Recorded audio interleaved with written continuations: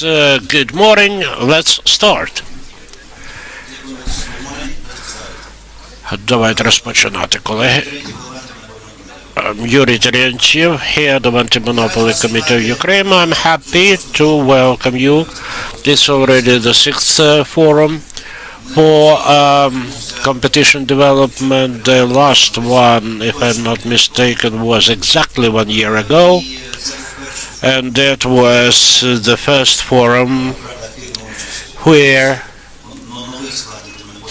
the new composition of Anti-Monopoly Committee took active part.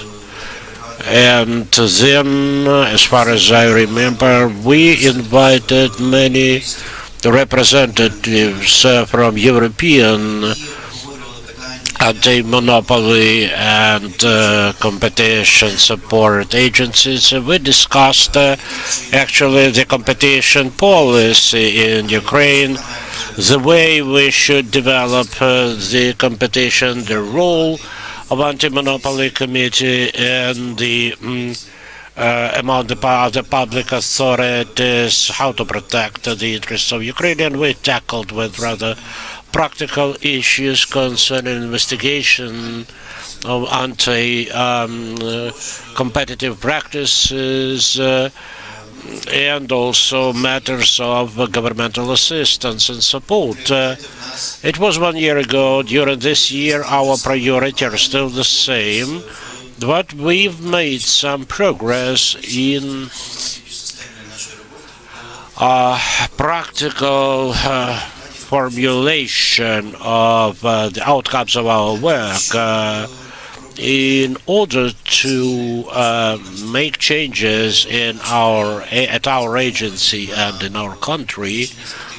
I mean changes aimed at improvement, enhancement of performance of the Anti-Monopoly Committee and to protect the competition and to enhance it.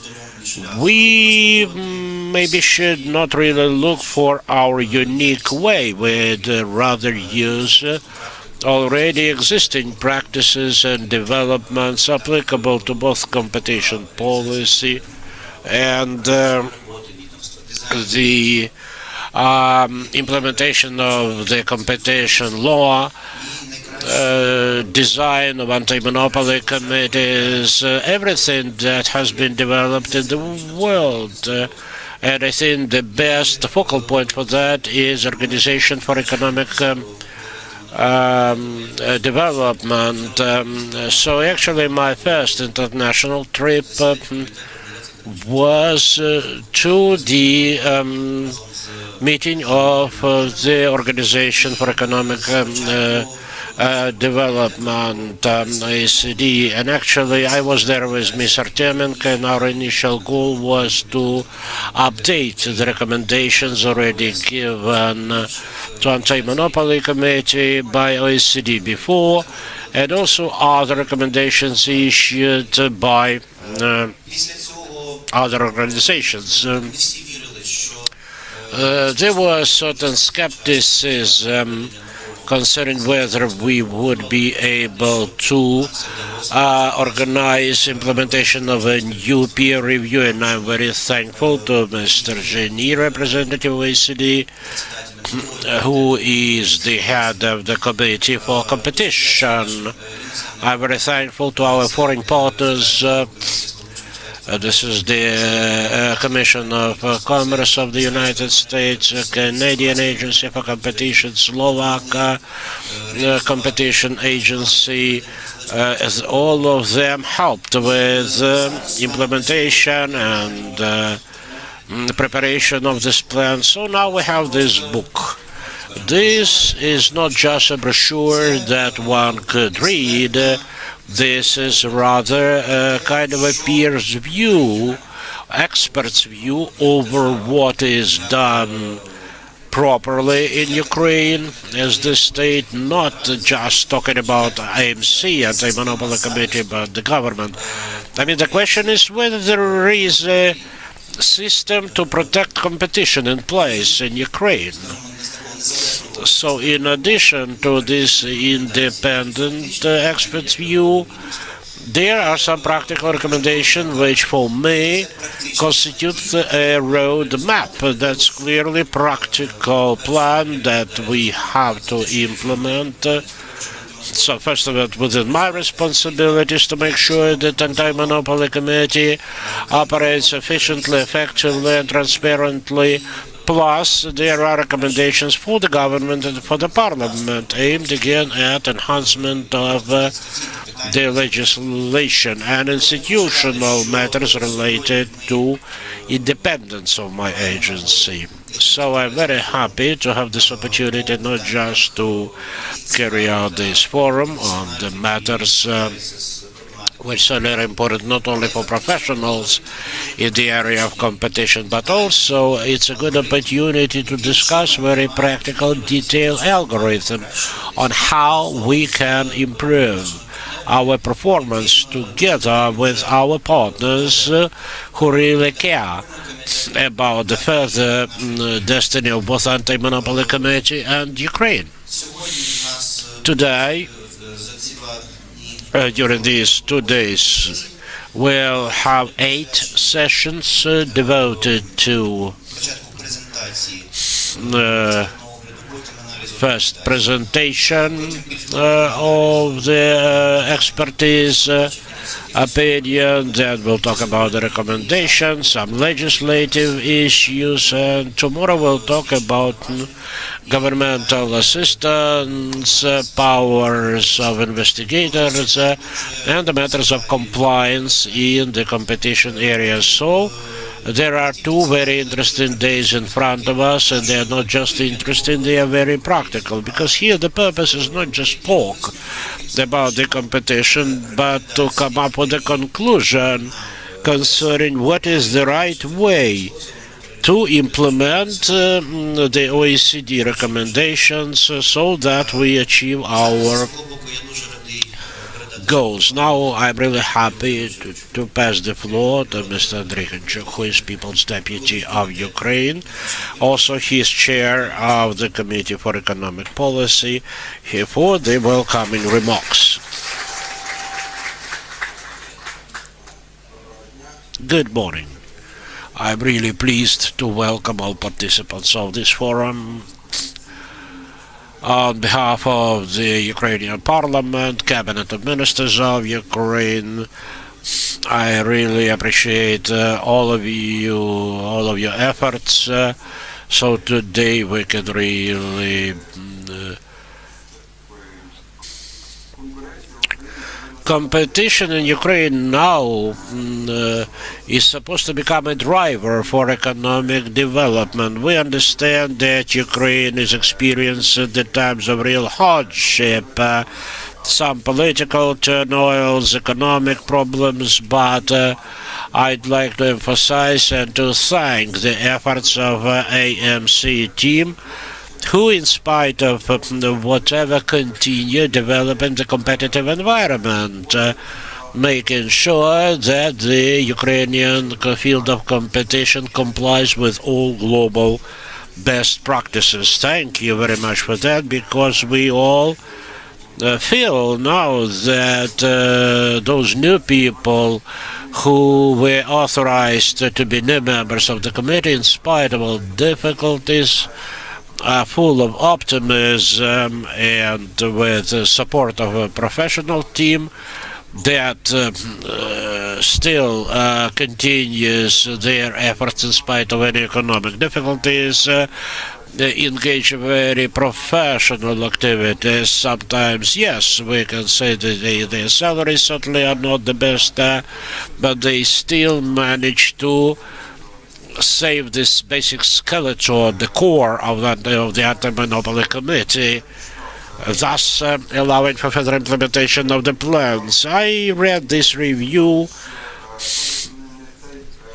and I need to say that that review I think the basic point here is not the review of the present status of Ukrainian legislation, but the recommendations. You know that in 2008 there was a similar review, but Ukraine did not implement all of the recommendations. So now we can clearly see what has been done and what needs to be done in the future. But these recommendations, again, they're kind of a roadmap telling us what we need to do to be successful. But those recommendations are not just for MC.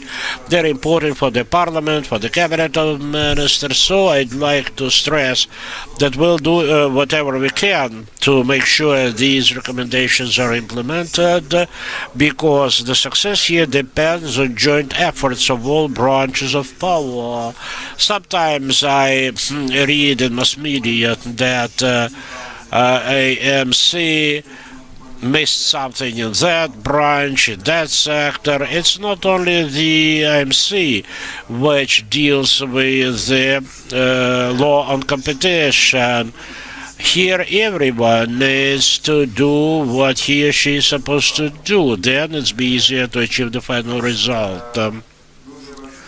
Another important point is that while we are moving along this roadmap, implementing the recommendations, we'll have more and more chances to become associate member with the respective committee of OECD, and if we actually implement all these recommendations, Ukraine could be a full member in this very important international institution. So there is a lot of work to do. We are all aware that, first of all, we need to change the legislation to arm the AMC with the tools recommended by international experts. So many things have been done, but still many things to do in the future. You know, as they say, everything that we've read indeed will improve the performance of the AMC and change the competitive environment in Ukraine. But we need to keep in mind that the key point here is the strengthening of our country, the economic stability in the country. All these things are interrelated.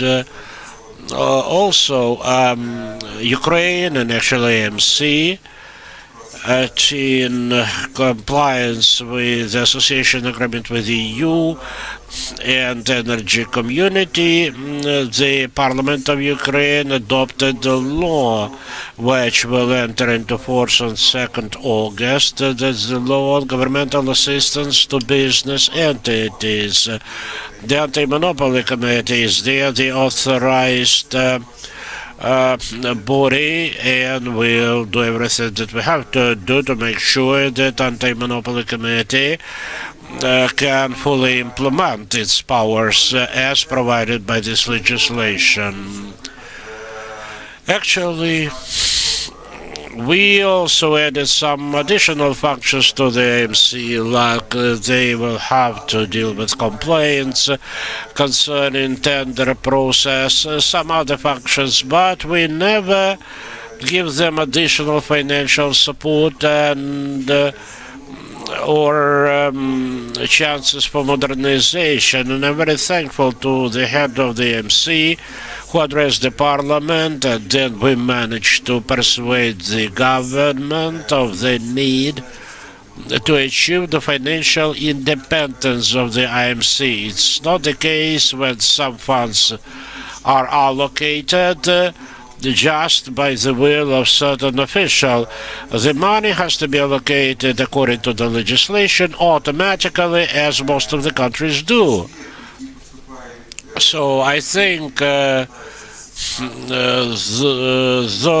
fees that are collected from the complainants who submit the tender-related complaints, all these fees are collected into the special fund, and we already have the agreement of the government that all these funds will be canalized for purposes of technical modernization of the IMC. Unfortunately, this money cannot be spent to pay salaries, for instance, but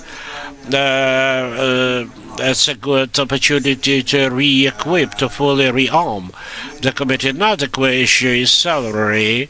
Today, it's not admissible that other similar agencies, the wages and salaries of the officials are higher than those of the AMC. That's our oversight, of course, and certainly will exercise the pressure over the government to make sure that the funding of the AMC becomes kind of an automatic according to the law without any the personal influence. There are many practices in many countries how this money is generated, like certain percentages from some fees or charges or whatever, but in this case the committee will really become independent because it will not depend on those who decide about the amounts that should be allocated to them. Also, I'd like to note that the previous recommendations of the year 2008, OECD recommendations as of 2013, and this current review pay a big deal of attention to the fact that Ukraine needs the national program of development of competition policy and laws on competition. I'm pleased to say that the priorities of the government until 2020 include development of such program for development of competition in Ukraine. Last autumn, I think the Anti-Monopoly Committee and the Ministry of Economy Policy created a special group, and they actually started drafting this kind of program where they will systemize step by step all activities that the parliament, the government need to implement in order to implement into the real life, into practice, all recommendations provided by the OECD. Now I'd like once again thank our guests who kindly agreed to participate. I want to thank the drafters of this important document, and for all participants of the forum, I wish fruitful discussions. So thank you all very much, and I wish you the best success during this forum. Thank you very much. Thank you. Our guests from OECD and other agencies dealing with the competition will have an opportunity to see today the priority, the development of competition is a priority not just for the Anti-Monopoly Committee, but also for the Ukrainian government and the parliament. We have common understanding of the challenges and of the relevant algorithms to find proper solutions. During the work over this experts review, we had kind of an advantage. We analyzed the recommendations, we analyzed the priorities of the MC, and what I can say that all of the recommendations actually listed in the experts review, well, Like, for instance, individual recommendations concerning the development of AMC and recommendations provided by OECD fully coincide in essence. So all of the recommendations provided by OECD, in fact, at the same time, are the priorities defined by Ukrainian government as the main goals of our efforts. So based on results of this experts review, soon we'll have the specific implementation plan, because some of the recommendations are already being implemented, but this plan will be enhanced, systemized, and it will be rather practical than theoretical document in support of practical implementation of the recommendations. So I suggest we move forward with the session 1. Our first panel is a presentation of this experts review, and I'm really happy to welcome here, to greet here Mr. Frédéric Geny, who is the chairperson of the Committee for Competition of the OECD, Mr. Stefan Luciv, who represents the Canadian Bureau for Protection of the Competition. He worked together with the working group where the member also was Mr. Bill Kovacic, and representatives from Israel Competition Support Agency. He was actually the participant, participated directly in preparation of this review, and he stayed here for a very long time as a resident advisor. And Mr. Hassan Kakai, he will be kind of a co-chair at this forum, and he is not just a close friend of the AMC of Ukraine, but he is the person who actually devoted 20 years of his life or more be the chairperson of the Competition Support Committee of UNCTAD organization, United Nations Agency, and also he is a very well-known expert in the matters of competition around the world. We cannot hear, unfortunately. The mic is off. Well, I'd like to thank Mr. Milichenko, Mr. Hassan Kakai for organization and participation in organization of this event, because our forum has been co-organized by the Anti-Monopoly Committee and the Competition Development. Good morning to you all. It's an honor to be here today and to participate in this very important event. Perhaps just before I start with our session, let me just say a few words about the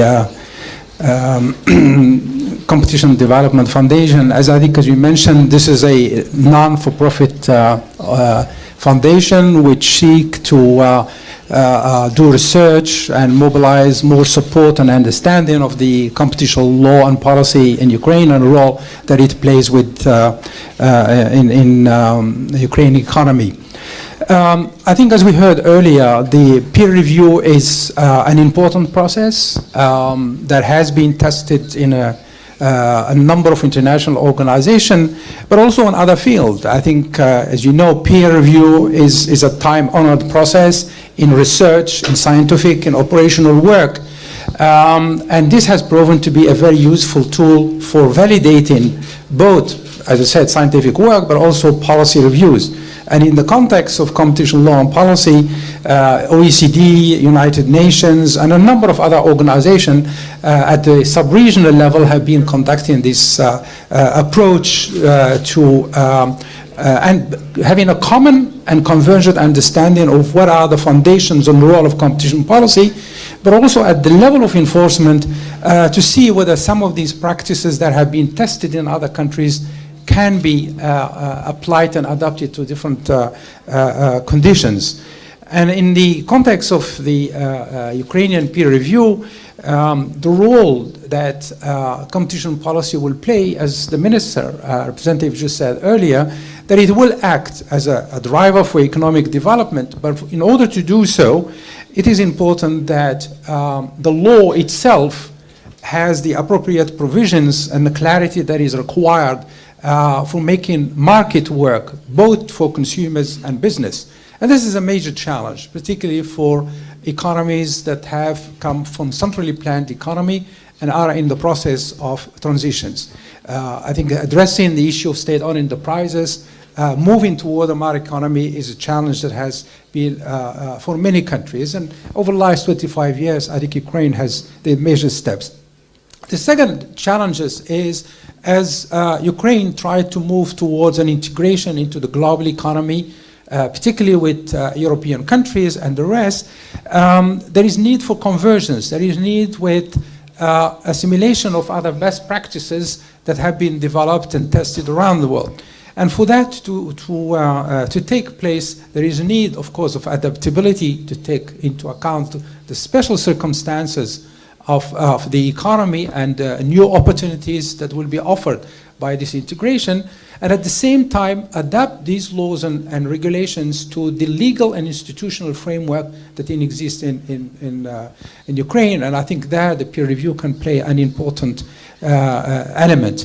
The ultimate goal, or at least I would say the intermediate goal of these, is of course to make Ukraine very attractive environment for business and to mobilize more foreign direct investment that can allow the economy to catch up with the rates of growth. Because as we all know, Ukraine has been growing very fast up to a couple of years ago, and even under the Transit economy, the industrial, the intellectual, and the capacity of Ukraine to grow fast is enormous, and that potential need to be unleashed. And this is where I think competition policy and economic reform is important. And as our Secretary General for Economy has said earlier, I think the competition policy and law is not only the business of the Anti-Monopoly Committee, but it is the business of all partners, meaning different departments, different businesses, business ministries, different regulators that have to work together hand in hand with common visions. With these few words, as you know, we have a long session this morning until 2 o'clock. So we will start first by giving the floor to Professor Frederick Jeni, who is chairman of the OECD Competition Law, who will present the main finding.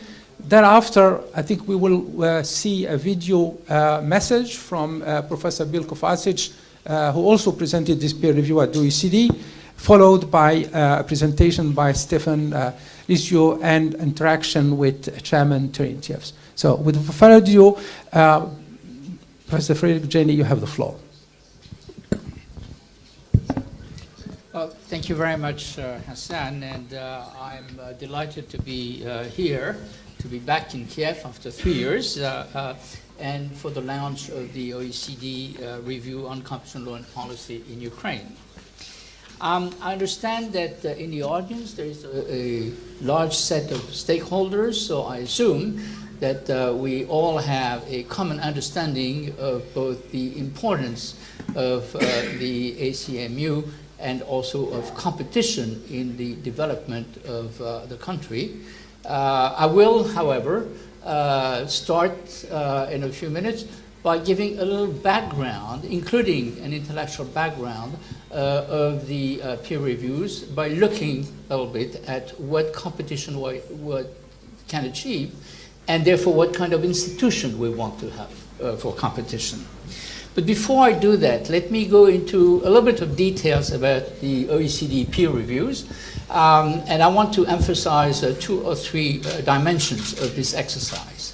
The first dimension is that it is a voluntary exercise, and Ukraine has been particular in the sense that it has subjected itself, I would say 3 times, first at OECD in 2008, and then at UNCTAD, and then again at OECD last year in 2016, to this exercise. The fact that it is a voluntary exercise is quite important because, in fact, the peer review is entirely designed for the benefit of the country which is being peer reviewed. It is not a system of control by other countries. It is only to the extent that the country is interested in having a peer review that the exercise takes place. It's fairly courageous because the second dimension of it is that it's quite exacting. The way it is done is that there is a team of specialists. Closer? Yeah, okay. There is a team of specialists from the OECD which are gathered and study the country, come to the country, talk to a lot of stakeholders as well as the competition authority, lawyers, business people, magistrates, and so on and so forth, to try to get a view of what is really happening or not happening, what are the points where there is satisfaction, where there could be improvement, where there are things which are missing. And then this is transformed into a report which is then discussed both with the country but also with the peers, which are the competition authorities of the OECD. And the final exercise is, I would say, an oral exchange between the competition of the country and the competition authorities of all the OECD. And that includes leaders of the discussions. And I want to thank, in particular, Slovakia, the US FTC, and the Canadian Bureau of Competition, who were the leaders in the oral part of this exercise, and therefore studied more particularly the report and found questions to ask to try to get to the bottom of things, to the reality of the situation in the country. So it's a fairly exacting, I mean, it takes a lot of resources on the part of the authority to try to get the answers, and it must be ready to face some criticism as well as some praise when it gets into this exercise. The third dimension of the exercise is that it's a two-way exercise. It is for the benefit of the country, it's voluntary, but it helps put the country on the map as well, because there's an exchange by the competition authorities from the wider OECD environment that become familiar with what is happening in Ukraine and ask questions and compare what is happening in their country to what is happening here, see the differences, see the similarities, are able to exchange and to offer a second set of eyes on some of the issues. The final consideration that I would want to mention is the fact that the peer review leads to an introspective view by the country itself. Okay? Because of the questions which are asked, because of the information which is gathered, it forces the country, or it forces the authority to think twice about why it is that it is doing what it is doing. Is it the right way to do it? Are there better ways to do it? And therefore, what can I learn from this exercise? Now, what I have mentioned is the fact that the peer review can only intervene if there is very close cooperation with the competition authority of the country which is being peer reviewed. And I really want to thank Chairman Terentiev for having been extremely open, extremely willing to exchange with us, which has made the peer review of Ukraine extremely interesting. Now, let me go back to the second element of background, which is why are we interested in how a competition authority works and how a competition law system should be developed. Now, it's quite clear, I think that we all share this, but it is always useful to go back to these fundamental issues, that in a market economy, what we're trying to achieve is a consistency between private incentive and social welfare. We're trying to make sure that the private incentives are both the engine which is going to lead to economic development, efficiency, and consumer benefits. And the way it is going to work is because we are going to have a mechanism, which is the price mechanism, where prices are determined by supply and demand, by the free will of the economic agents. But those prices are going to send messages. They're going to send messages to the producers. If you have a very high price compared to the cost of producing something, the message there is, if you want to maximize your profits, maybe you want to produce more of this good because it's highly valued by consumers. And the message of the price is also sent to the consumers by saying, if you like this product or if you like this service, but if its price is very high compared to the price of other more or less substitutable services, maybe you should reduce your consumption of this one and reallocate your resources towards something which would be more price, with a lower price or an equally good quality. This mechanism, therefore, leads both the producers to reassess what they do, what they want to produce, and what price they want to sell, and the consumers, what they consume and what they could consume instead of consuming what they consume today. And this leads naturally, under some circumstances, and that's where competition is going to be quite important, it leads, in fact, to a better allocation of resources. In other words, the resources going to the goods which are most favored by people, and therefore to a better efficiency and a higher level of satisfaction of society. Now, things can go wrong in a market mechanism. They can go well, but they can go wrong. And if I am a firm, it would not be a surprise if I was tempted to try to have freedom for myself, but no competition. That would be the ideal for me as a firm. Okay. So somebody has to make sure that competition, which offers more choices, more possibilities of choices for the consumers, and forces the firms to be not only cost efficient, but also to pass on to consumers those benefits and to innovate, that competition prevails. That's one of the conditions, one of the very important conditions for the price mechanism to facilitate the consistency between private interest and social welfare. Now, how can competition disappear or not be effective? Well, there are at least two categories that we have to have in mind of possibilities. We have practices or transactions that may be designed or have the effect of preventing competition from happening. A cartel would be a clear example. Will suppliers, rather than being in competition with each other and trying to be better than the others and more efficient, just decide that they're going to fix the price for the consumers, and therefore they're going to happily have an easy life after that.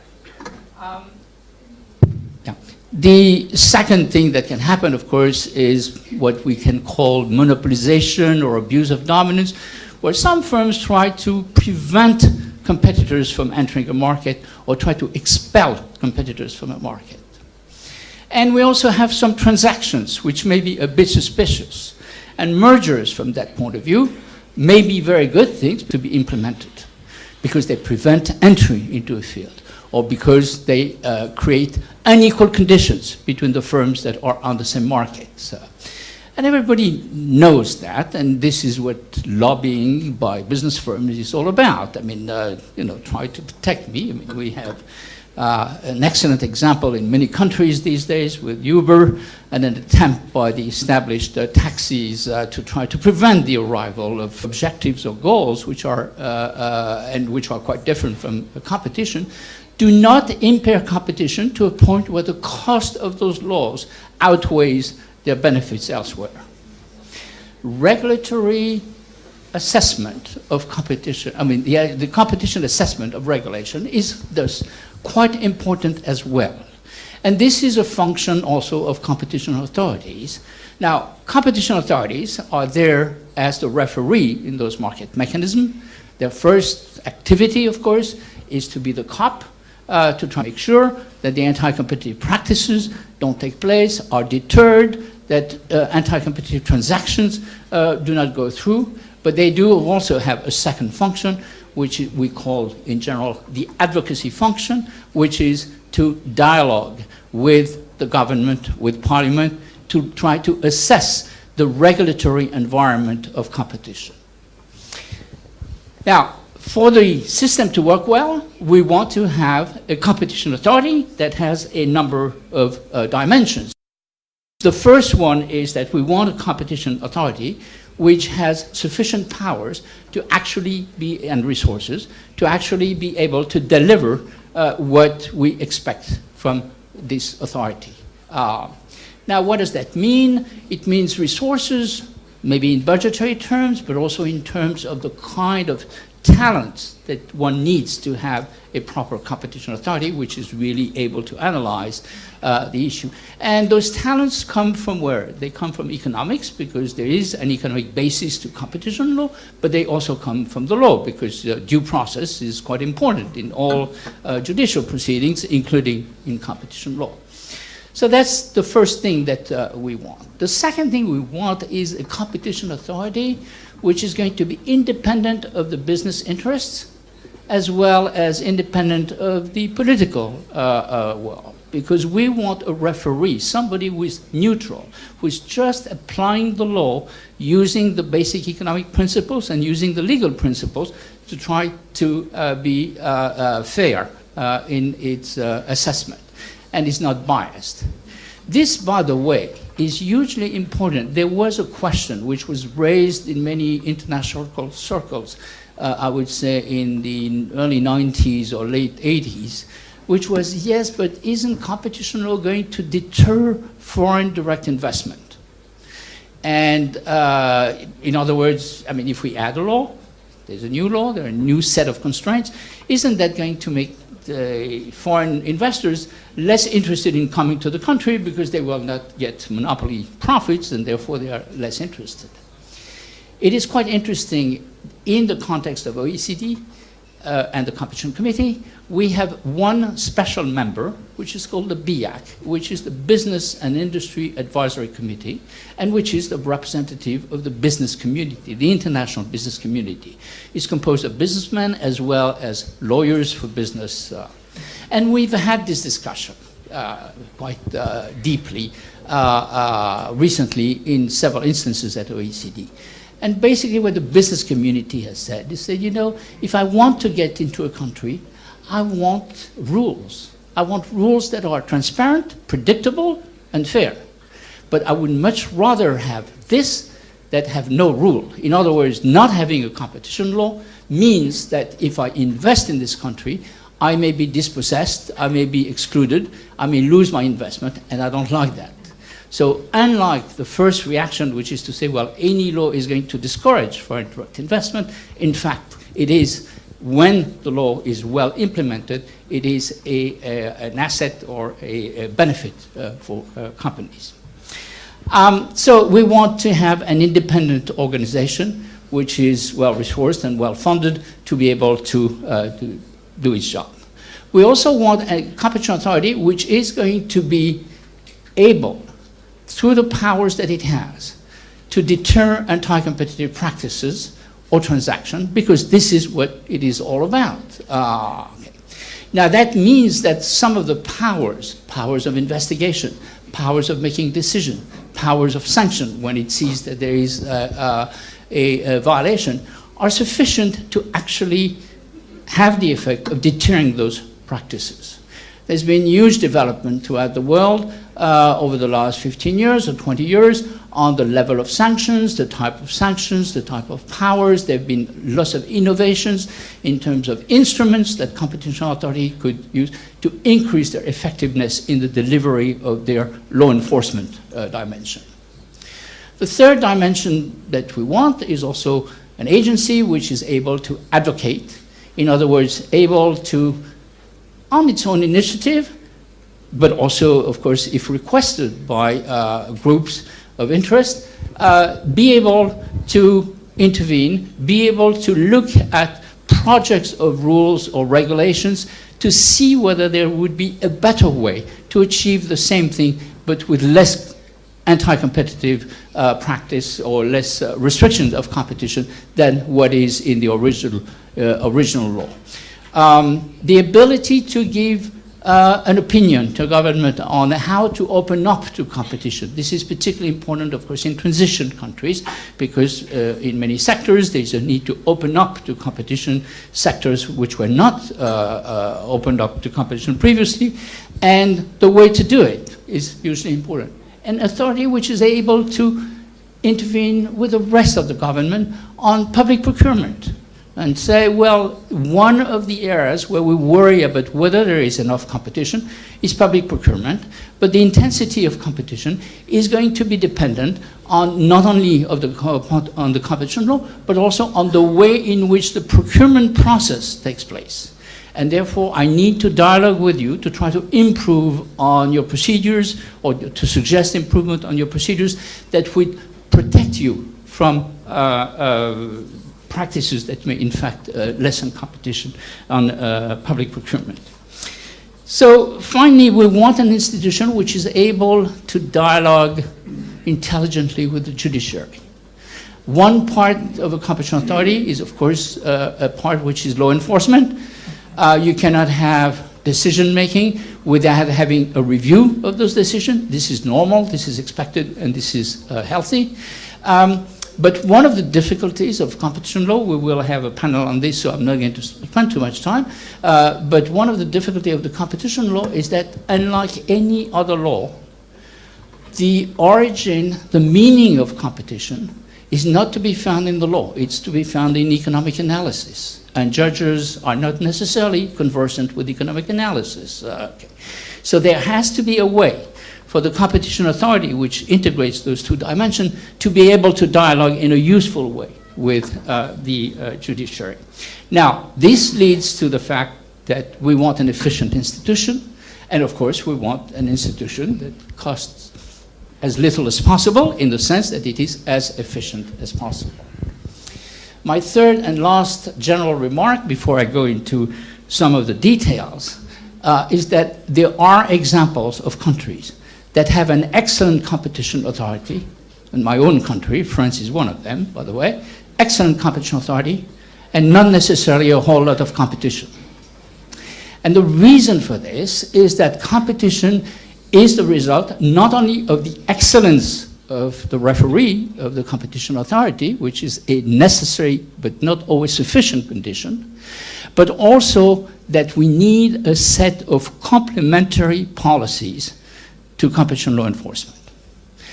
For example, if you have a country that has an excellent competition authority but has no trade liberalization, well, one major force of competition is going to be lacking, which is international competition, okay? Because foreign products will not be able to come in and compete with the domestic products, okay? So trade liberalization is another way to try to promote competition. If you have a country where you have an excellent competition authority, but no respect for the rule of law, a lot of corruption, well, what it means is that on public procurement markets, the ones who are going to be the winners are not necessarily going to be the ones who are the best performers, no matter what the competition authority does, because there are other mechanisms. Okay. There is going to be a cost to that. So respect for the rule of law and fight against corruption is a complement to the idea of having efficient market. Deregulation, I've already mentioned, but industrial policy. There are a few cases where markets don't provide the kind of benefits that we expect that I have described earlier, and where it's perfectly acceptable for the government to intervene, but it's not acceptable for the government to intervene in a way which is itself going to limit competition even further. Okay. So there is a need to have an industrial policy which is consistent with competition policy, which doesn't mean that there shouldn't be industrial policy, but it means that there are better and worse industrial policies. Consumer protection. There are markets where even if you have a lot of competition between the firms, consumers are not going to be able to make this competition work. The typical example that you're probably all aware of is the financial sector or the banking sector. Okay, I don't know how often you change banks, but if I quizzed you on exactly how much does your bank charge you for a variety of transactions, you probably would not be able to answer me because it's very complex and there are many different things that we ignore. And also changing banks is very complicated. So in many countries, whether the UK, whether in Europe, but also in other countries, one sees that even though there may be a lot of competition between the banks, there's still not going to be, the consumers are still not going to get the benefits of that competition. So in those sectors, what does one need? Well, one needs something which is complementary to competition, which is consumer policy. Policy to make sure that the consumer are well enough informed, or that there are competitors that help them make decisions, help them make the competition work, because remember that competition is activated by consumers' choices and choosing between various options that they have. So consumer protection, industrial policy, trade liberalization, respect of law and anti-corruption, and I could go on, I mean there are a few others, are absolute necessary complement to competition law enforcement. That speaks, of course, to what we've just heard about a holistic plan for competition, and I know that Ukraine has been thinking about it, but it is very important to have a set of consistent policies. Now, having said that, then we come to the peer review itself. This peer review, of course, is informed by some of the ideas that I have mentioned and tackles a number of issues. I'm not going to go into too much detail about those issues because we're going to have a more detailed discussion after that, but I just want to point a number of things. Agency staff and leadership. Clearly, what was very striking is, which has been alluded to already, is the difference in resources between the competition authority, the ACMU, and many other relatively similar organization in in Ukraine. There is no reason for this. I mean, the salaries of people in the competition authorities is very much lower than it is in most of the other, or a large number of the other agencies or ministries having an economic dimension. And it is, of course, much lower than it is in many other countries of OECD, even when you allow for a proper comparison, which is, you know, relative to the size of the country, relative to its economic development. Now, what does that mean? It means that somewhere there hasn't been a recognition of the fact that for an agency, particularly a law enforcement agency, to be able to deliver its, on its promises, it has to have a sufficient amount of resources. It doesn't mean unlimited resources, but it has to make sure that its staff is not attracted by law firms, by businesses, and the turnover is not such that you always have people who are starting from the ground and have not acquired experience, et cetera, et cetera. So we made a few comparisons, including with agencies in Ukraine that have economic responsibilities, and we found that let me give you just an example. The State Fiscal Service, okay, of Ukraine, that's an economic agency that deals with fiscal matters. The average cost per month of an employee, I mean the average salary is 233, it's 100 euros. It's 176 euros for the competition authority. There's no particular reason why this should be true, and if it, and the State Committee on Television and Radio Broadcast, 217, 176 for the competition authority. Now, when you make that kind of comparison, you ask, why is this true? And what is the implication for the ability of the competition authority to actually discharge its duty? So there is a question there that, there's another question, which is a more delicate question, I would say, which is the structure of the ACMU in Ukraine. The ACMU has a very large number of regional offices, and a large number of its staff are in the regional offices. And the question is whether this is, and what they do largely is abuse of dominance kind of cases. The question is whether this is the proper organization for a competition agency.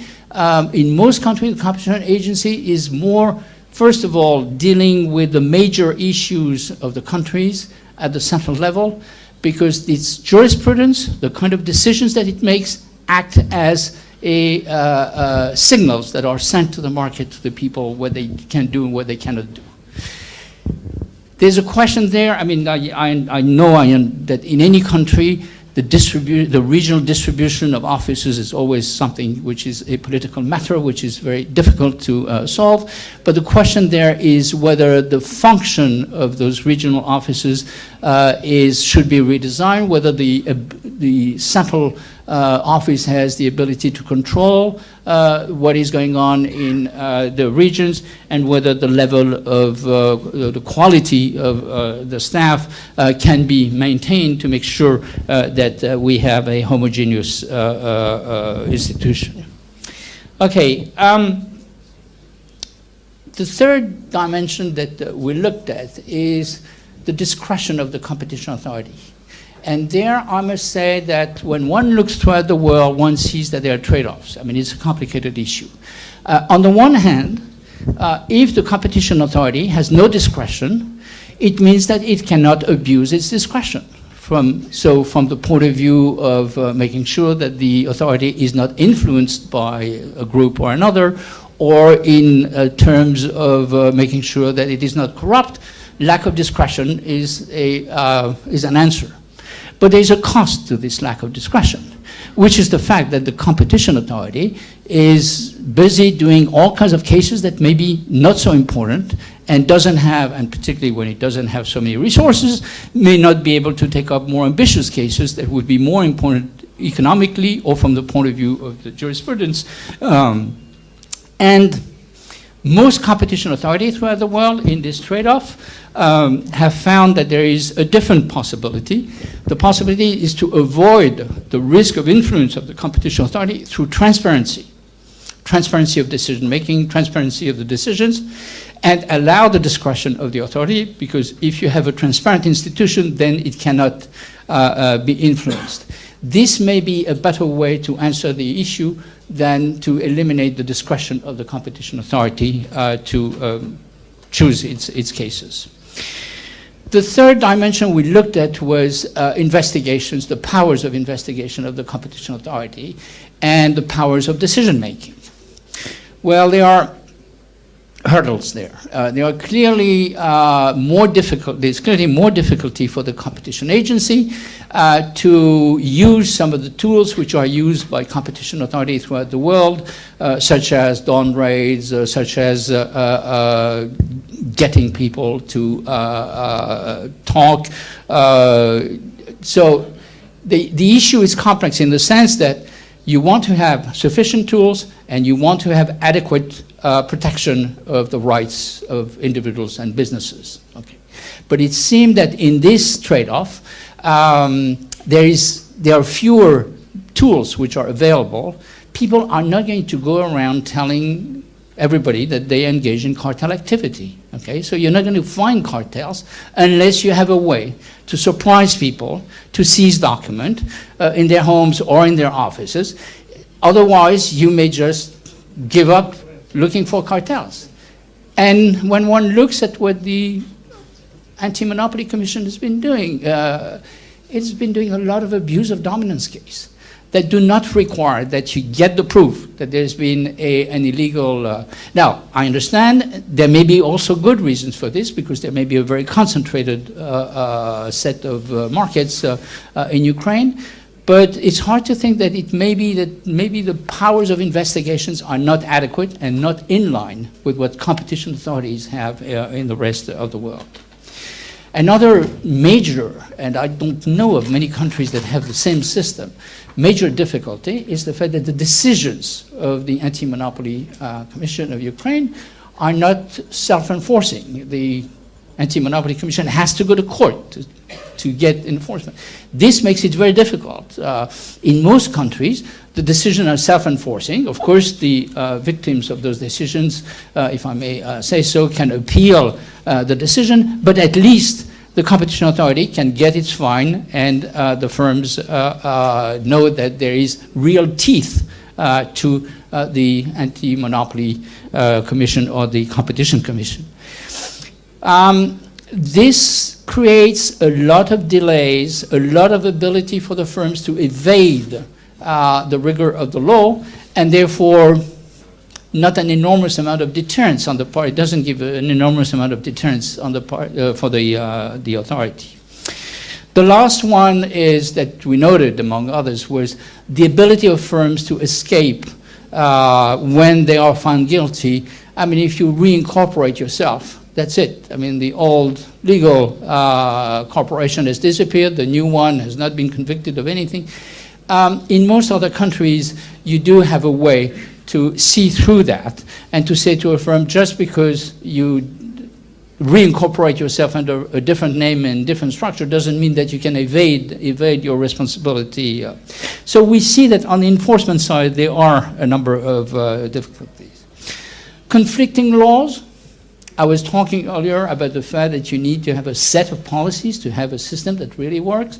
One of the things which is striking in the case of Ukraine is that there are contradictions between the commercial code and the competition law. And those can be easily solved, really. But the commercial code will say that the ACMU has to intervene on every merger, whereas the competition law says, no, it has to intervene only if it's beyond a certain level of thresholds. I mean, that kind of inconsistencies should be resolved. Finally, on the enforcement work, there is a possible need to streamline for the authority some of its, and not only to streamline, but also to increase its level of economic reasoning in its decision, but to streamline a little bit its decision-making process with less bureaucracy wherever possible. Having said this, I just want to say that the report also looks at the positive side. A lot of the past recommendations of OECD or UNCTAD have been implemented, so it's not, I've talked about what remains to be done, possibly. But I want to point very rapidly the fact that the harmonization of the Ukraine law and the EU law has progressed considerably. There is an increased transparency of decision, and there is the impact assessment of what the competition authority does. In other words, the competition authority has a mechanism where it examines systematically how well it has done its work in the past. All those were past recommendations which have been implemented. There has been a strengthening of the autonomy of the anti-monopoly body.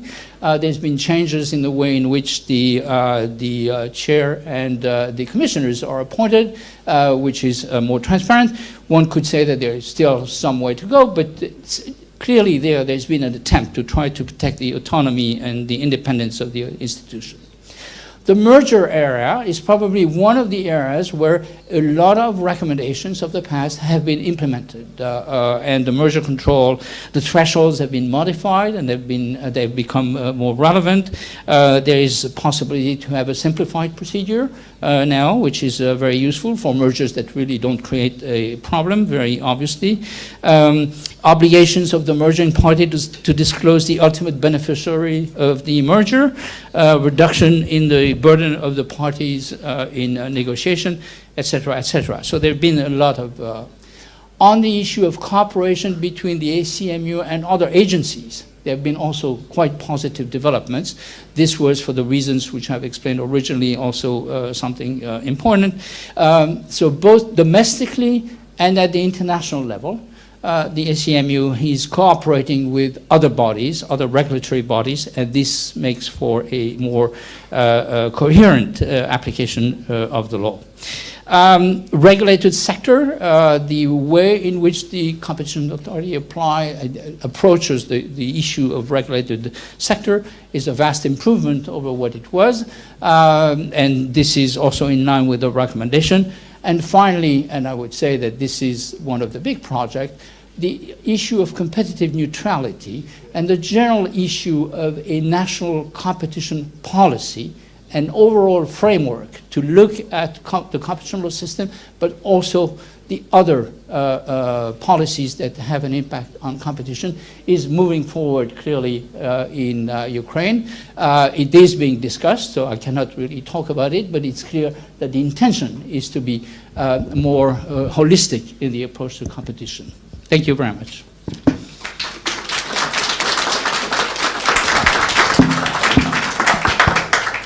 Thank you very much, Professor Fred Jenny, for a tour de force and very rich and intense presentation. I'm sure you are all dying to raise questions, but perhaps we could keep these until we finish the discussion. The next session, I think, is going to be interactive. Okay.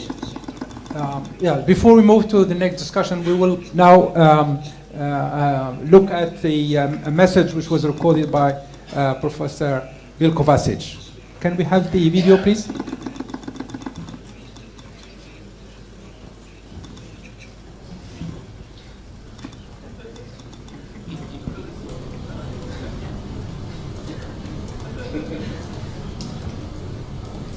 Good morning.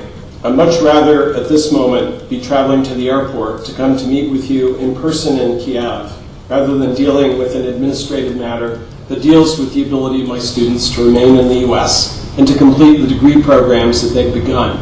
My apologies for not being there in person, and my gratitude to all of you to allow me to do this video instead. You didn't need a group of outsiders to tell you that you have a difficult job.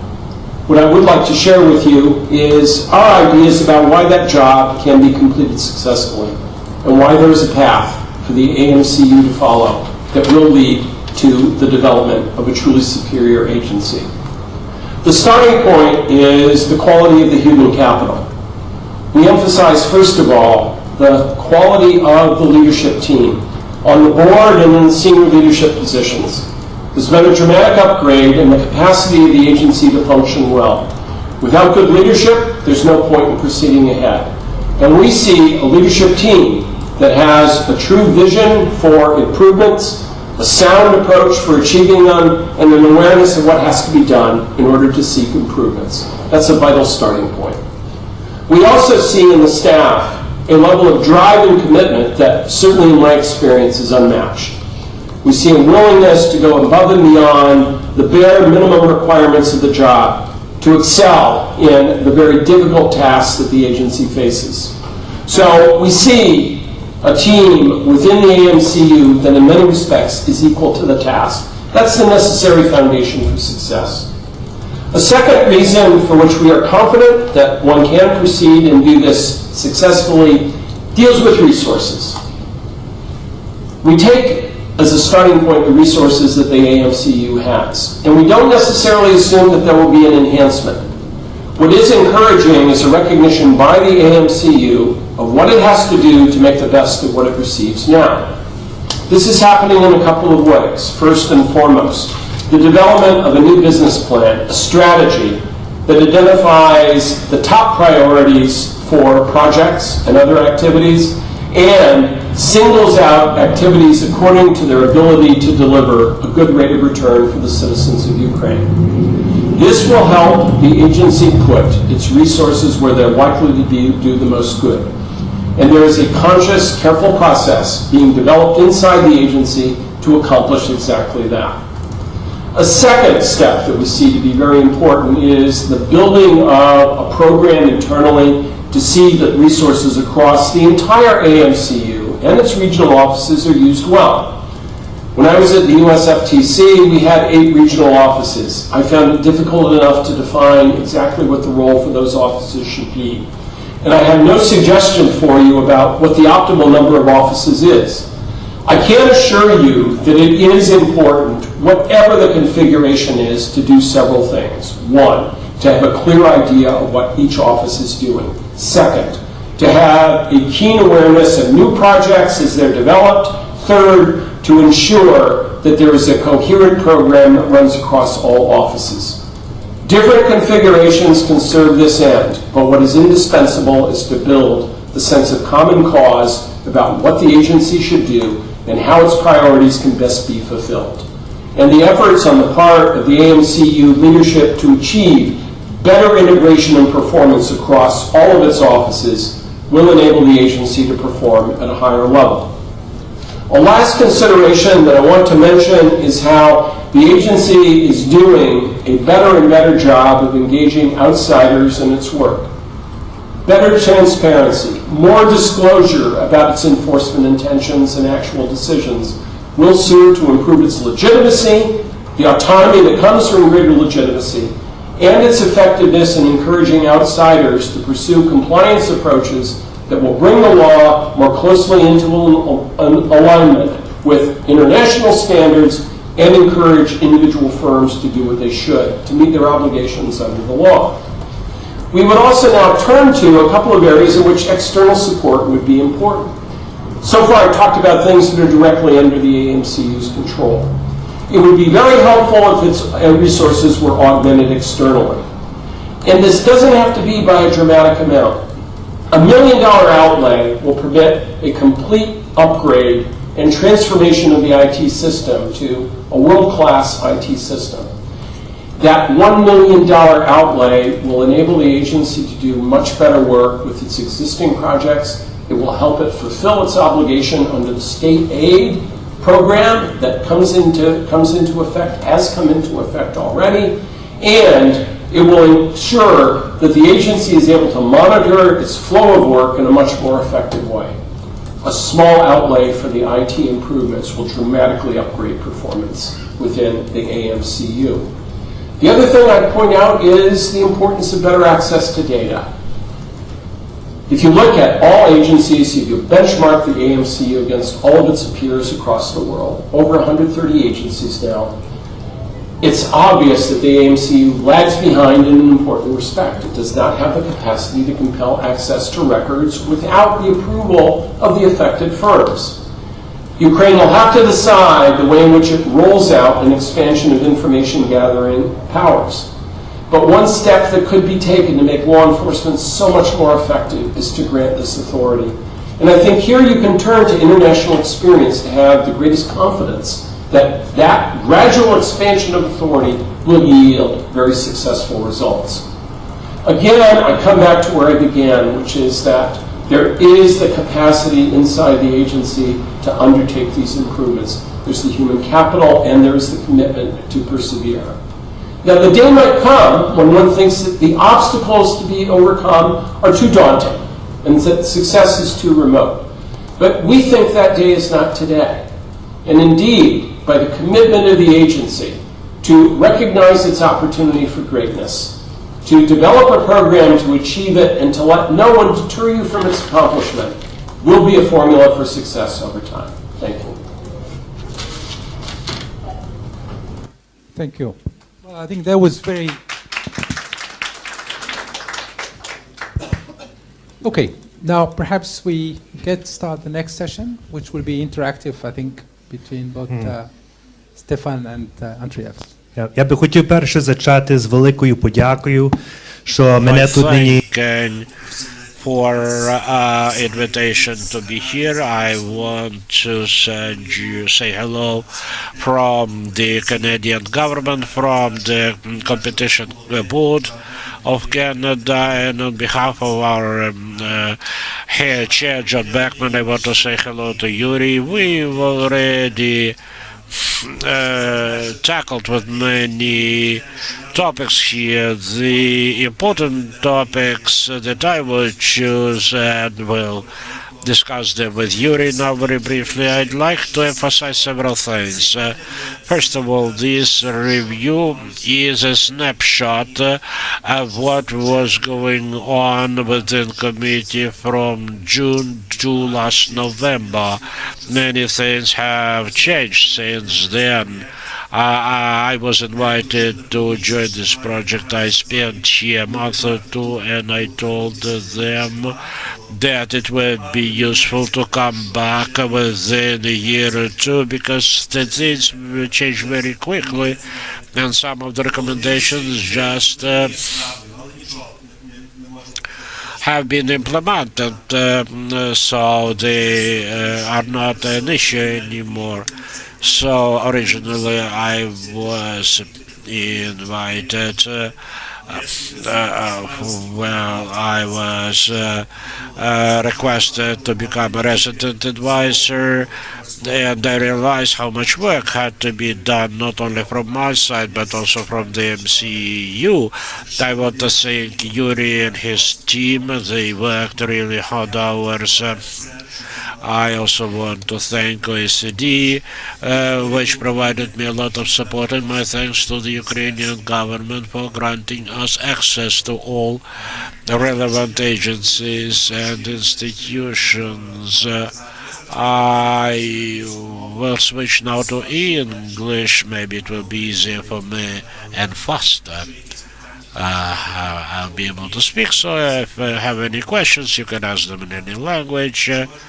So can we go forward with my presentation? Thank you.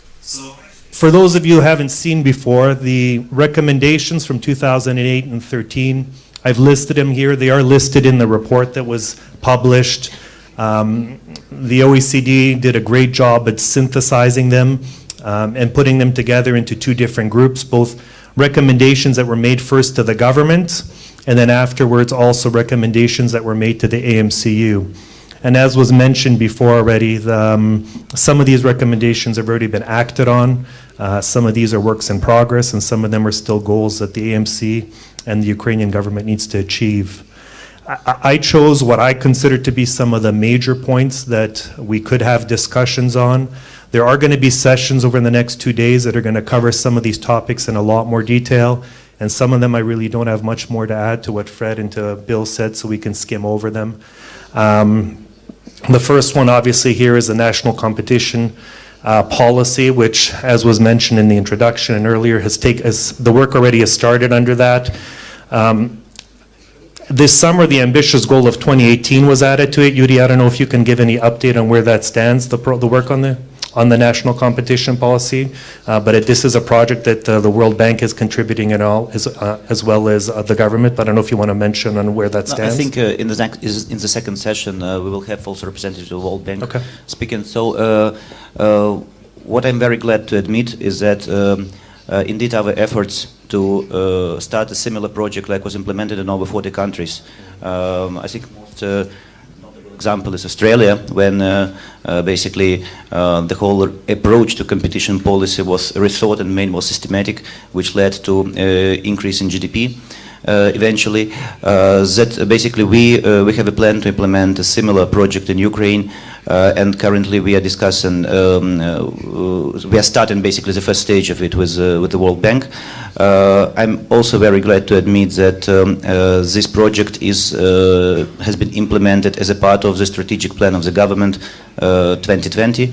And we as Anti-Monopoly Committee, we are responsible body to come up with a suggestion competition policy draft. Great. And you'll see through a lot of the points that we make today and over the next national sphere. However, one of the things we do encourage in the review is that there should be an evaluation of those projects and that they should be done on a regular basis to make sure that the Anti-Monopoly Committee is getting the full benefit that it can from this project. And transparency that Fred mentioned earlier as well, this is what everybody's speaking about in the world now when it comes to competition and enforcement, and as he mentioned, the importance of guidance and predictability cannot be underscored enough. There are steps being taken within the Anti-Monopoly Committee to start to make changes in that area, but there needs to be more work done in this area, quite honestly. Decision making needs to be made a little bit more clear and a little bit more timely fashion. The media relations group I know is undergoing a revamp, and that's an important aspect because all of us that work for governments need to justify our existences, and we do that through media relations and making ourselves relevant. The annual report, which I had a sneak preview of yesterday, I'm not going to ruin Yuri's launch, but it's absolutely incredible, the new report that's coming out, and it's taking huge strides towards the kind of disclosure that's happening now on a worldwide basis. And then the one place where we found there was some struggles was on the website. There was a legislative initiative brought in Ukraine to make disclosure of all decisions and stuff, and the AMC actually, in our view, went too far. They were disclosing everything in such detail that the website was a bombardment of information. We've suggested on an informal basis, they should be made clearer, simpler, so that the consumer can actually understand the messages that they're trying to send out that as well. And then finally, the guidelines that are being released, such as the fines guideline and the mergers guidelines, are excellent steps that are being taken when it comes to transparency. We've spoken already about the budgets, and I'm not going to belabor the point. I think Fred made a very good point about this, as well as Bill. For those of you that like graphics, there were some graphics included in the report, but it does show you from in a picture format some of the challenges that the AMC has when it comes to meeting its mandate and what they had at its disposal. I'm very pleased to hear that there are changes coming in that regard. When we took a look in a comparative basis, as Fred mentioned, to other government agencies, the AMC was one of the worst compensated agencies, and it definitely had an impact on being able to attract the proper talent that's required to have a credible agency. There was a recommendation made in 2008 and also in 2013 to enhance priority setting, as Fred alluded to as well. I think the national competition policy is going to help to do that as well, but also it requires a new focus in the work that's going on at the AMC. This is an illustration for those of you that, again, want to see the numbers of the amount of resources that are spent on abuse cases and how little is spent on concerted actions, and that does include both cartels and bid rigging cases as well. And there are recommendations made to try to shift that along the way. I don't know, Yuri, if you wanted to speak to that in any sort of way about some of the work that's being done in this area? Насправді ми визнаємо цей дисбаланс, але безумовно цей дисбаланс він має певну історію, оскільки because the AMCU as the public authority was established in early 90s. And if I can put it this way, the very name of our name actually means anti-monopoly, not competition support. So we were established to fight monopoly. So the evolution of public administration system has been quite gradual. Respective regulators were established in certain sectors, which are supposed to undertake the practical regulation of the route and problems arising in the regulated sectors. We see that many cases of abuse now dominance deal with the cases which mostly occur within the regulated sectors. We are working on this problem now because nobody wins from the situation, because the duration of consideration of a case by MCU is 4 or 5 months. Had these violations been considered as an administrative procedure by the respective regulator, of course the final result would have been reached much faster to the favor of the final consumer. I'm not trying to say that the MCU has to make a blind eye on the regulated sector. No, that's not the case. But we need to look at maybe systemic violations, the multiple violations of the same nature, and it's only then we should probably interfere with respect to both the specific companies and maybe with regard to certain anti-competitive influence from the side of the regulators may be We have some specific recommendation concerning more efficient system of support to competition on the regulated markets. In particular, we still have an open issue which was raised yet in 2008 by OECD and by UNCTAD concerning the transportation sector. We do not have Commission in charge of transportation, differently from what happens in the sector of energy, but this Commission would certainly be helpful in dealing with the natural monopolies. There is certain background which certainly explains why this situation looks like that. If you look at the French report, for instance, of a similar agency, they only made 20 decisions. They are concentrated only on the high-profile key cases, while 2,000 decisions made by Anti-Monopoly Committee probably is just the starting point to move forward in order to improve efficiency of our activities. Thank you.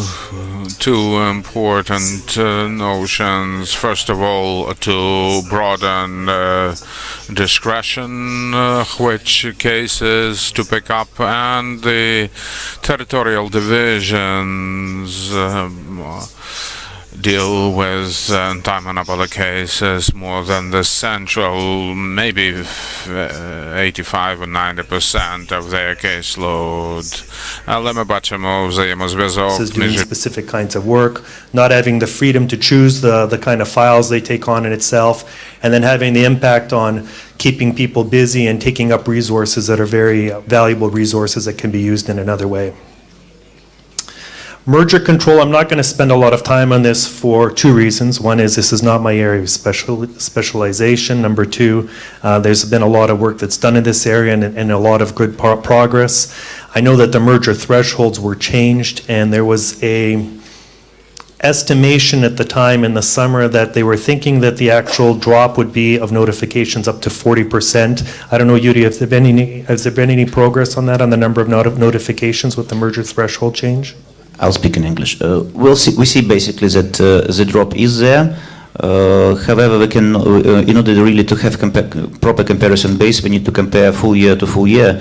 And the new merger thresholds, they came into effect in May 2016. So regretfully, we will be able to judge objectively in 2018 based on full 2015 versus full 2017, basically the comparison between two mergers. But my feeling is that this is the right estimation, that we see the drop of 40 to 50%.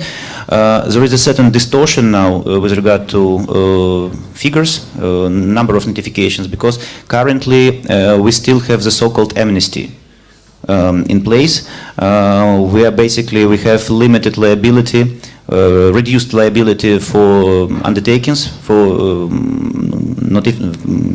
entities which notify past transactions which have been done without compliance with approval procedure of Anti-Monopoly Committee. So therefore now we have a bit more applications because people want to legalize the old corporate structures. Unfortunately, this amnesty is coming to the end, so 15th of March will be the end of it. Не буде продовження знову. No more extensions. This is a decision of Anti-Monopoly Committee, is the full collegiate body. Good. With regards to information, ultimate beneficial owners, there's not much to say there except that a merger will not be considered complete now as of 2016 unless beneficial owners are made clear. Information requirements, Fred alluded to these as well, but there is a simplified fast track that's been implemented, and also preliminary consultations. That was one of the areas of complaints that we had, was that the Anti-Monopoly Committee merger group was not engaging in preliminary consultations at the right level, and my understanding is that this is in the process of being changed. And the merger guidelines, again, I want to point to our friends from the EU that are working on the twinning projects. They're working very closely on this as well as other projects. All of these things are working their way through. Я знаю, що на нас кава, я думаю, може солодке чекаєте. Я ще... That coffee is probably already waiting outside. Oh, another 15 minutes. Great.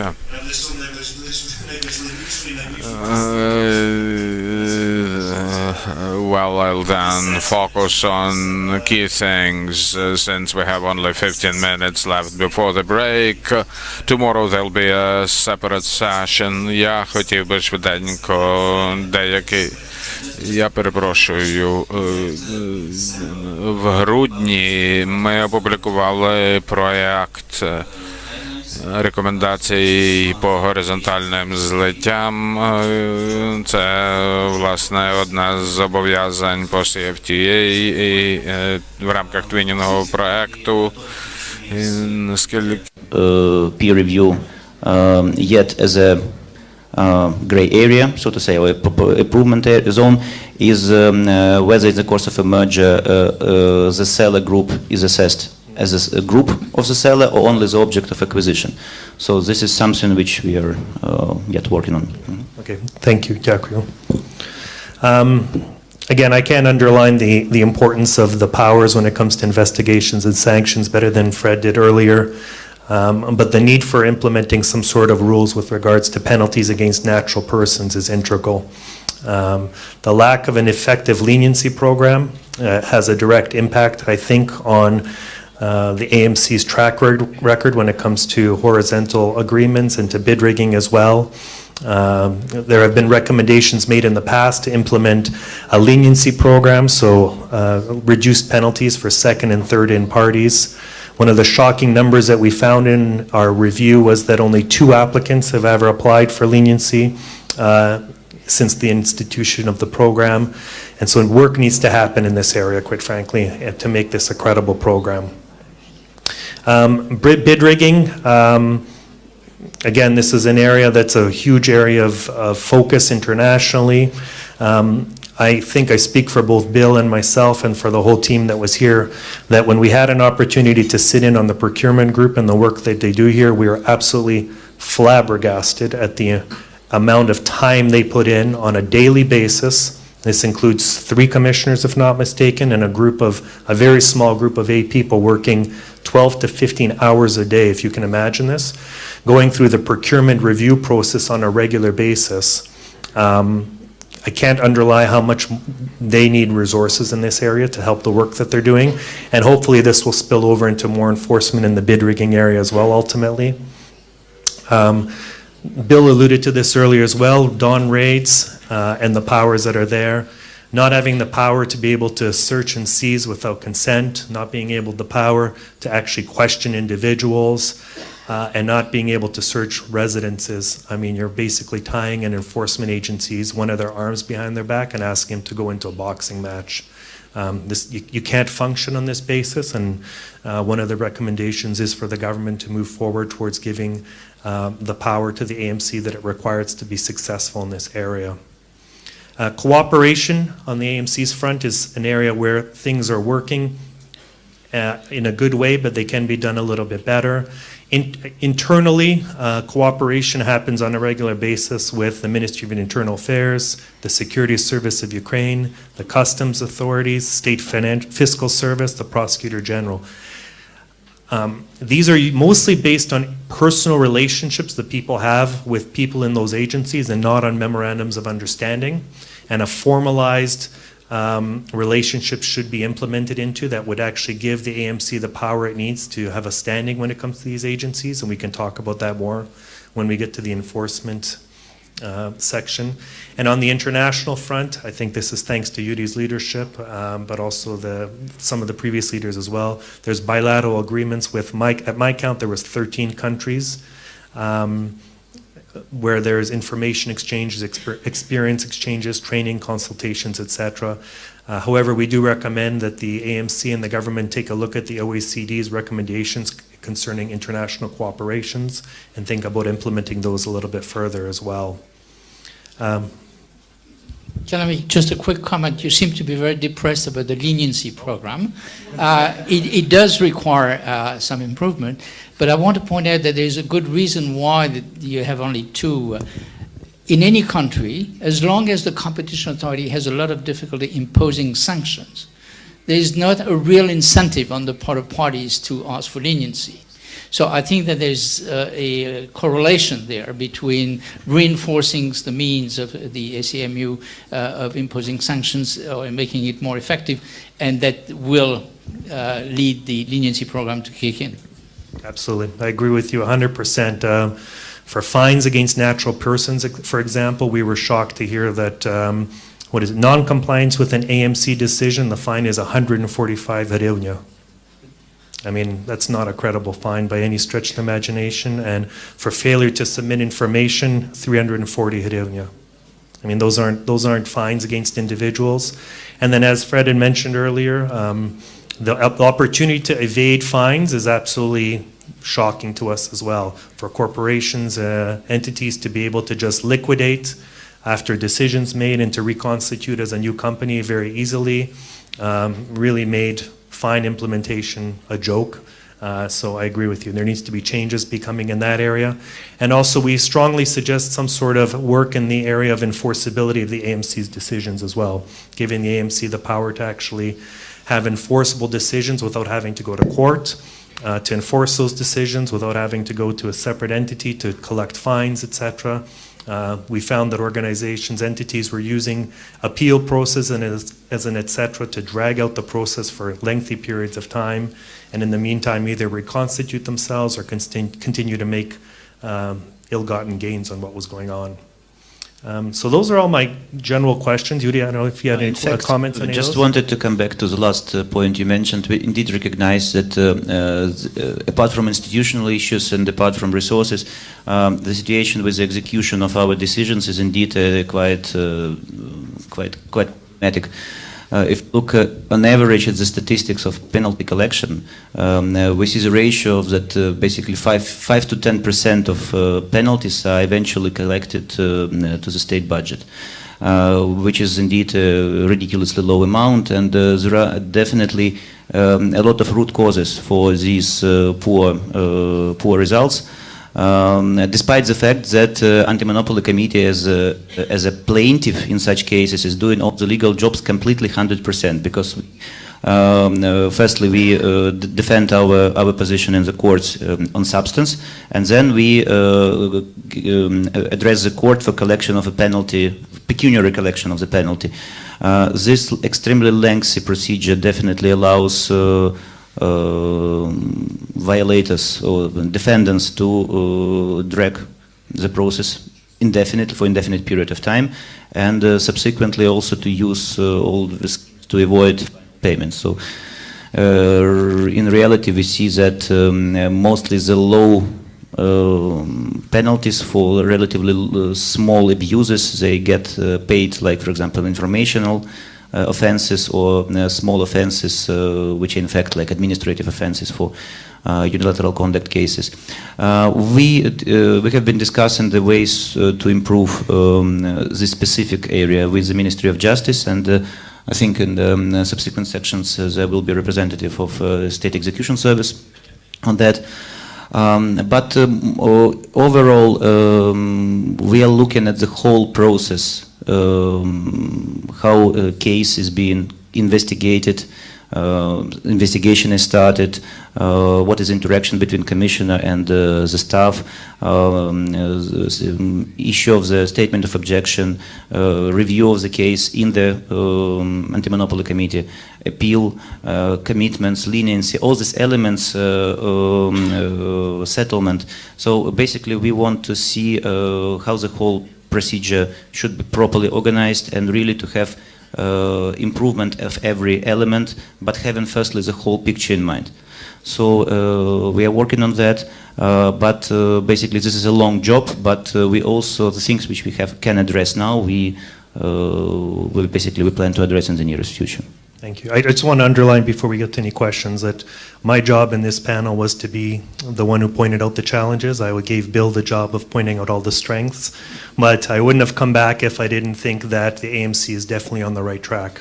It is going to be a long road, and it's going to be some heavy work, but having the support of the government and having the right people in place, at least at the leadership, has given myself and Bill and the OECD a lot of hope that there's going to be successes on many of these fronts. Thank you. Maybe just one closing. Closest to Stefan.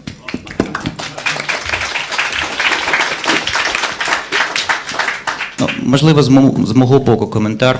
Well, short comment from me. If we look at the list of recommendations made for the MCU, government, parliament, we will then be able to see that there are some things that can be done pretty easily. For me, it's communication. We see that various public authorities work, exercise this stovepiping. So we are now working on the national competition development program. This initiative has a number of objectives. What we want to achieve is to have a consistent position of all public authorities in respect of competition protection and development, strategic planning of MCU. Well, we have for many years done annual strategic plans. This year, however, our strategic plan is a practical and integrated document, an action plan, so to speak, not just a document which is signed and shelved. It's just the beginning, and we'll certainly be working towards having all best practices to be implemented, to be introduced in work. Then our public annual reports. You must have seen our reports for 2014, 2015. Some comments were critical, saying that reports focus too much on enforcement, how many letters sent, how many cases completed, but said very little about the implications, outcomes, and effects. Within this fortnight, we expect an updated report of the entire Monopoly Committee, and I had a preview, and I can say that it'll show you a whole new approach to reporting. We focus on issues rather than stats. Market issues. Every market is described from the point of view of its issues and MCU interventions, both in enforcement and advocacy.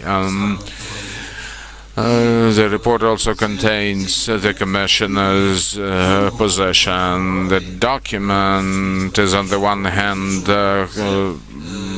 is intended to inform the public, and on the other hand, to help us mobilize ourselves. We should see for ourselves that our assessment of the market must be professional, and whatever we report to the society should be relevant for the economy.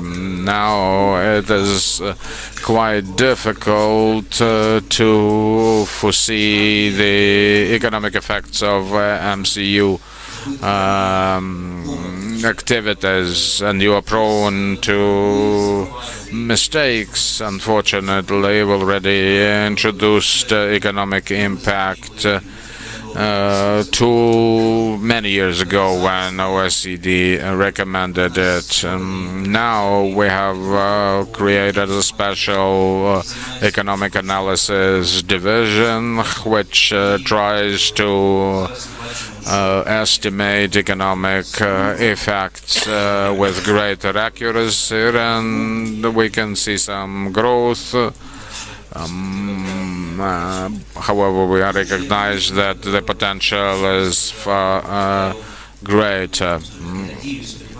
I personally pin my hopes on improved horizontal cooperation with law enforcement agencies as well, especially as far as the white-collar crime or economic crime is concerned. We've already sent draft MOUs to select law enforcement agencies. We're also looking at expediency of setting sort of standing task forces or work groups, having the Israeli practice in mind. International cooperation, no doubt, we value it very highly. Every commission involved in concentrations themes will always see Cyprus, and the Cypriot beneficiary who've never been to Ukraine, so going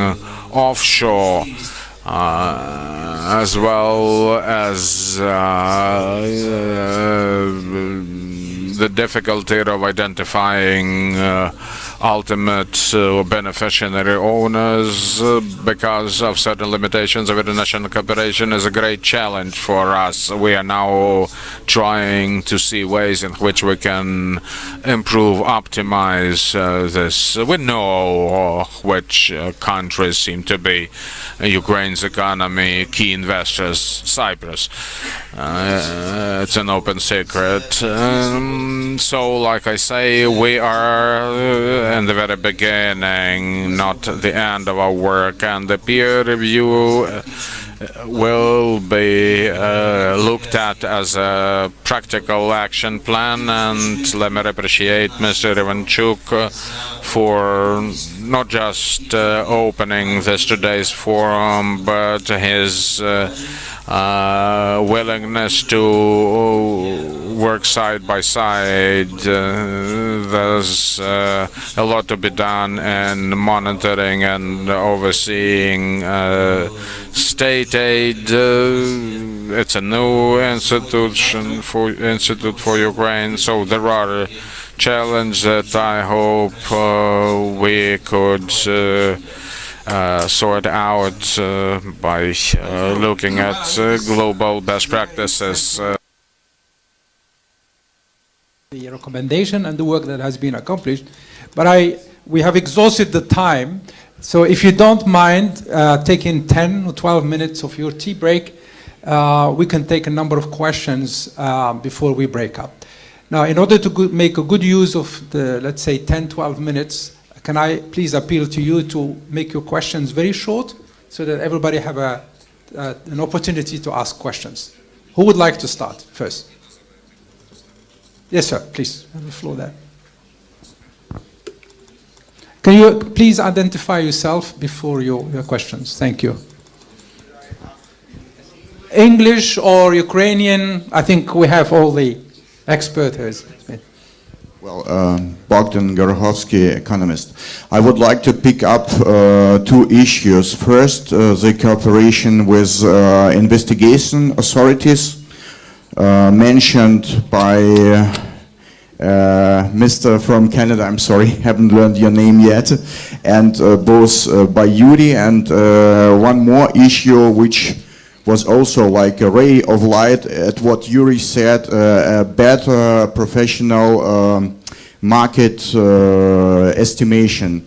There's an issue that it looks like the work of Anti-Monopoly Committee was mainly a work of lawyers and investigators. As I know it, I know the experience of the Anti-Monopoly Bundeskartellamt in Germany. This is both or mainly the work of economists. Don't you see that this is an issue which should change? And one more point, if you propose more agencies to control different spheres like transportation, like energy production, placed in many agencies, don't you think that you are rozporoshuєте an economic expertise which is almost non-existent in Ukraine on many agencies? Thank you. Thank you very much. We'll take another question before we answer the question. Any more questions? Yes, please. Thank you. Russell Pittman from U.S. Department of Justice. I want to take the liberty of expanding on Chairman Terentiev's answer concerning the preponderance of abuse of dominance cases by the Commission. What I want to emphasize is that I think this is in many. I don't want to take away from the report, but I think in many ways this is very much reflective of international experience, especially in developing and transition economies. I did some work a few years ago with a colleague from FTC. We looked at the experience of agencies in Central and Eastern Europe and in South America. And we found exactly what I just heard here. A large number of cases were abuse of dominance cases, and B, a large number of those abuse cases had to do with what we in the West would think of as regulated industries. The best example was Poland. Poland looked exactly like what this figure looks like here. And our conclusion was that this reflected not as much on the anti-monopoly committees having the wrong priorities as the chairman said, a lack of effective regulatory agencies. And if the telecom company doubled prices, as in Poland, or if the natural gas provider said you have to buy my meter at 3 times its price, as in Slovakia, or if the railway infrastructure provider discriminated against train operating companies, as in Romania, if the Anti-Monopoly Committee didn't do it, there was nobody to do it. And I think that will, again, without wishing to take away from the recommendations, I think as Ukraine develops more effective regulatory agencies, I expect the Anti-Monopoly Committee will be quite happy to let those agencies deal with these issues. Thanks. Yeah. Thank you. So I can answer those. That's a good answer, actually, Russell, to part of that question as well. And you're 100% right. You actually just flushes out one of the issues was, as this economy is transitioning from a centralized economy to a market economy, we found that the territorial offices were very much inundated with pricing complaints and issues that regulatory agencies would traditionally take care of, and the regulatory agencies were not capable to handle the issues, quite frankly. And this flows into the advocacy piece that Fred spoke about earlier as well, how much energy and manpower the AMC is spending on helping to educate the regulators on what they should be doing as opposed to them doing the work on this. So the interconnectivity there is, I agree with you 100%. With regards to the economics within the AMC, I'm going to let Yuri brag about the newly formed economic unit, which when I joined, they were just starting, and the new head economist and the group that she's heading, which is gearing up, and they're doing incredible work. I will speak about the MOUs briefly because from an enforcement perspective, I think they're very important. This isn't an idea of diluting the power of the AMC. It's actually trying to find complementary areas and trying to leverage the strengths of different agencies domestically so that the AMC doesn't have to do everything. They have an area of specialization, being antitrust law, and be able to use other agencies to help them, whether it is with, as happens in other jurisdictions, the United States and Canada, we use assistance from other agencies to help us with surveillance, help us with execution of warrants, etc. And it's finding complementary relationships and sharing of information in a truly global economy. The bad guys, the criminals, no longer respect borders, They're happy to cross borders to break laws, and so having effective relationships, international relationships and domestic relationships, really helps to share information. One of my jobs in Canada is I'm in charge of several domestic and international memorandums of understanding, and I can't underscore for you, people do not appreciate the extent of cooperation that happens on an international basis. This is through multilateral organizations such as the OECD, the ICN, and other ones, but also through bilateral relationships. Our relationship with the United States, for example, with the EU, etc., helps us in the work that we do on a daily basis. So we're not suggesting diluting any powers. We're actually we're suggesting that they can be made stronger by helping to formalize relationships and leverage them. Yuri, I'll let you speak about the economics group. Так, відповідаючи на питання щодо, скажімо так, економічного компоненту в роботі антимонопольного. To answer your question about economic component, the work of the MCU, of course, the MCU works on the basis of the law and protection of economic competition, fair competition, etc. So this is actually the legal work. But if you look at just evolution of the competition law even in the USA, maybe for the first 50 years that was merely legal work, and just started from the 70s or 80s, they started integrating the economic analysis into the economic portion of it. Now we have to go this path very quickly. That's the path of development, our own deep competence in economic analysis. We have the respective unit at the IMC, but just the establishment of a unit is not enough. Of course, we need to fill it in with the people, not only the economists, but probably some people with special knowledge concerning competitive economy. Now we've formed this unit. The employees are undergoing respective international trainings, but I think gradually this component of economic analysis will grow, will be more consolidated. And if you look at analogy at European Commission, so they have the respective position of the chief economist, who is fully independent to be able to provide his or her independent view over certain cases. I think certainly to ensure objectivity and quality, we need to strengthen both legal side and the unit for economic analysis, not only at post factum assessment of the work already performed by respective departments, but through a kind of a cooperative interaction, the way how the competitive relations are formed in the modern world, where the team is formed from a market specialist, lawyer,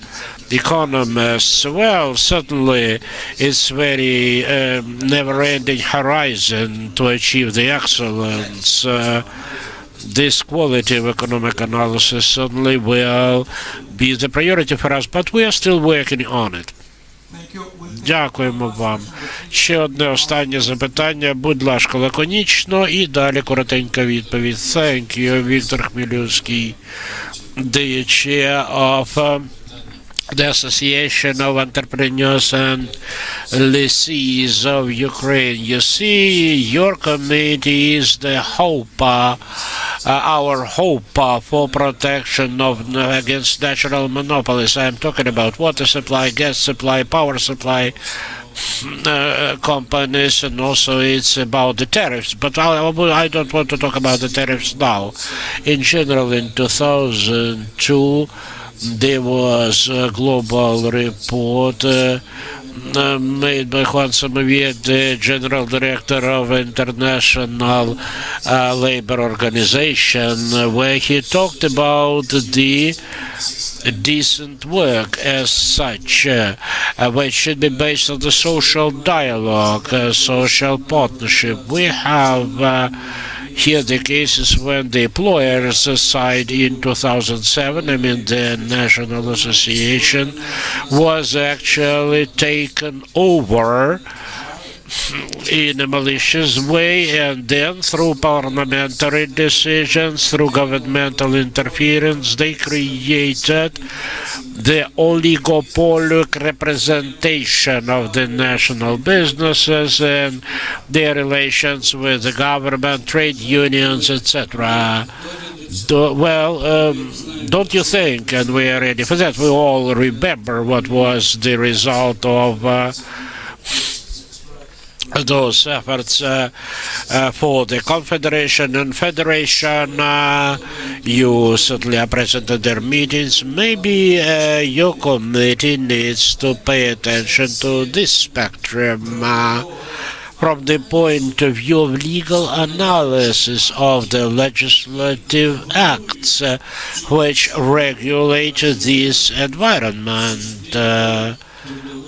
The labor relations within society. Well, that's an interesting question. I understand you've tackled several parties here. First of all, there's the association, which includes different business entities, whether it would be possible to regulate competition on the basis of the association of this kind. I'm not in a position to comment your example, but the business association certainly is a subject of our attention, not only anti-monopoly committee, but certainly of the competition support agencies all around the world. Now, when you talk about analysis of the legislation, whether any legislation adopted with participation of the industry representatives needs to be analyzed in a more detailed way. I can tell you that we as an authority called to protect competition, we are interacting with the legislators on the continuous basis and with the governmental institutions, sharing our opinion concerning compliance of the bills, of the draft laws with the legislation and competition and the standards. Actually, we've exchanged already more than 15,000 letters with respect to authorities. Also, Mr. Geny mentioned that OECD developed a so-called competition assessment toolkit, which is the set of the best practices to assess the influence of regulatory acts over the competition. That's not just the checklist. This is kind of an algorithm concerning the potential consequences for which any regulatory act should be examined. And there is a specific guidance on how this toolkit should be used. I'm happy to tell you that on Session 3 we'll have Mrs. Ksenia Lapina from the State the Regulation Service. Now, yes, the regulatory assessment of the bills is conducted, and also one of our projects includes implementation of these OECD recommended practices. I mean the system of assessment of the impact of the competition during assessment of the draft legislation or other regulatory acts. So We don't want this work to be just initiative of individual members of Anti-Monopoly Committee. We want it to become the continuous standard effort which certainly we will suggest to the government, to the parliament to implement.